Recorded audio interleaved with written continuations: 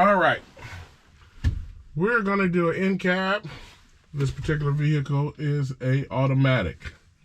So the first thing we're gonna do is check our safety belt. We're gonna make sure it's not cut, torn, or frayed. It latches and unlatches and it's properly secured. It extends and it retracts. I have a 10-pound BC rated fire extinguisher. It's secure in this bracket. Its pin is in place and it's fully charged. I have 3 reflective triangles behind the seat. They're secure in their box. They're the proper color and they're not cracked, chipped, or broken. I would have spare fuses for this vehicle either in my glove box or on my dash for this vehicle. My windows and my windshield are not cracked, chipped, or broken, securely mounted. There are no stickers or any obstructions of my view. So the next thing I'm going to do is a safe start.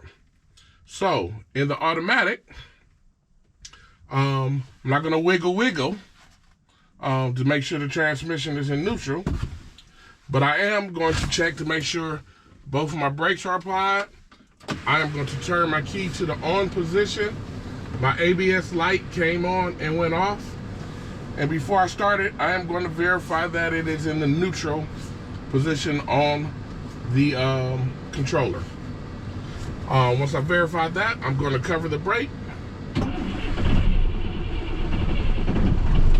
And I'm going to start the vehicle up. So when the vehicle started, I'm looking at my oil pressure to make sure it rose within the first 5 seconds. And it did. If it didn't, I will shut it back off. I'm looking for my water temperature gauge to make sure it's working. And it is. And it's rising, so it's working correctly. I'm looking for my voltmeter to show that it's getting a charge, and it is, which lets me know that my alternator is working. I'm looking for my primary and secondary air gauges to make sure that they're working and that they're rising to the proper level, and they are. My governor cut out, so I know that that's working out, but I'm going to listen for that a second time. My left turn indicator is working properly. My right turn indicator is working properly. My four-way indicators are working properly. I will cut on my headlights. My high beam indicator is working properly. My dash lights are working properly. I will put it to defrost and heat. My defroster is working. And my heater is working. My windshield wipers are cut, torn, or frayed, and they're making contact with the window, and the fluid is spraying. All my mirrors are cracked, chipped, broken, securely mounted, and they are adjusted for me. So the next thing I'm going to do is I am going to check my brakes, my parking brakes on my truck. So the first thing I'm going to do is I'm going to release my trailer brake to make sure that my tractor parking brakes are working. So I will push in the trailer brake. I will put it in drive. And in the automatic, I'm going to give it just a little fuel. See if the vehicle moves. The vehicle didn't move, so I'll put it back in neutral.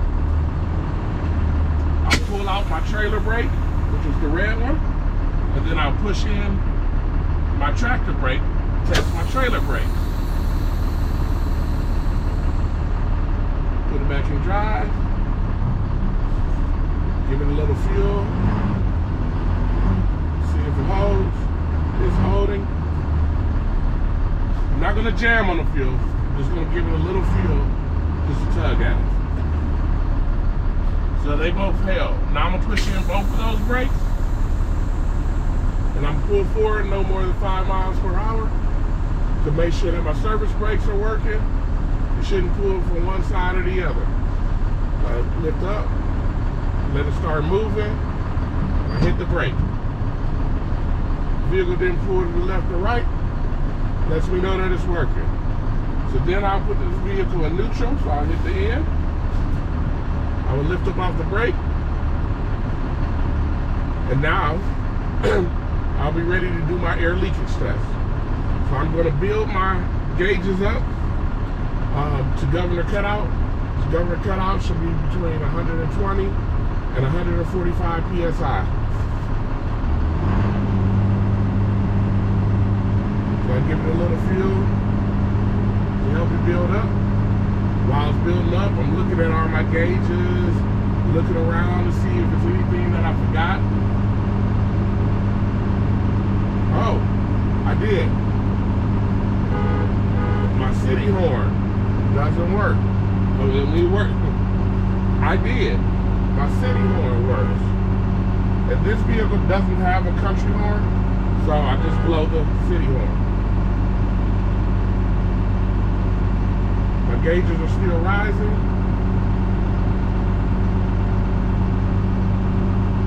Did my wipers. Did my tug test. I did my heater and defrost. Did my gauges. I did my indicators.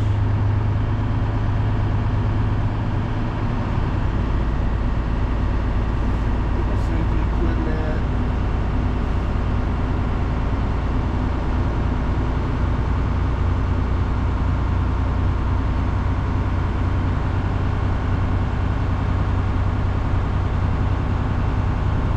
Still waiting on it to rise.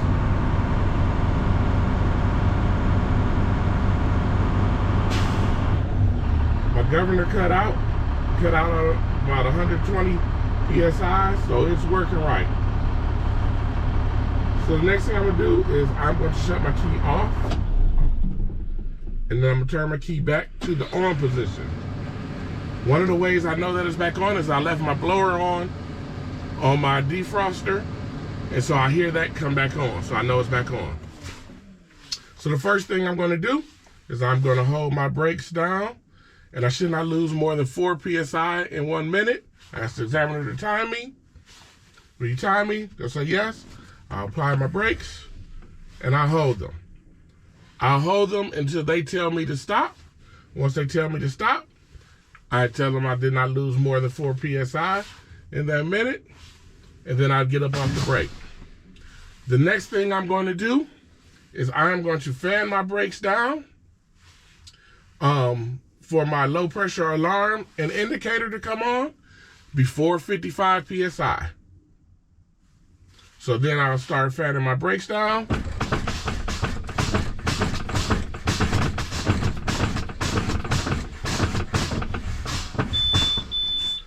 My low pressure alarm and indicator came on about 60 PSI, so it is working. If when I'm fanning, it comes on and then goes back off after I stop fanning, I will fan it down a few more times to make sure it comes on and stays on. Now, I will fan down to make sure my tractor and trailer valve, now I will continue to fan down to make sure that my spring brake valves pop, and they should pop between 20 and 45 PSI. I'm not gonna watch the gauge anymore. I'm just gonna watch the valves to make sure they both pop.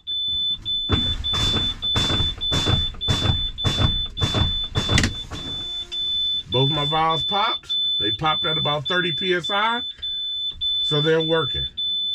If by some means I messed up, like I didn't have my valves pushed in or something like that, I must restart my test. I must restart all the way from governor cutout. So I will build my air pressure back up. Once I build my air pressure back up, I will push in both my valves, and then I will build that pressure back up to governor cutout. If you mess up at any point, you must start from the beginning of the air leakage test. So that goes from the governor cutout to your 4 PSIs, to your alarm and indicator, to your valves pop out. If you mess up at any point in there, you must restart. Now, when you're fanning your brakes down, if you happen to fan down and you say, oh, my low pressure alarm and indicator came on before 55 or wherever it came on, and it goes back off, and you fan down a little bit more, you don't have to restart your whole test. You just start right there because you were still in that portion. You just fan it down a little more and say it has stayed on now, and say the PSI where the alarm stayed on. Make sure you point to your gauges and everything that you're talking about when you're talking about it. And then this will conclude my Incab. You ask them what do you want to do with the key, and you go ahead and get out.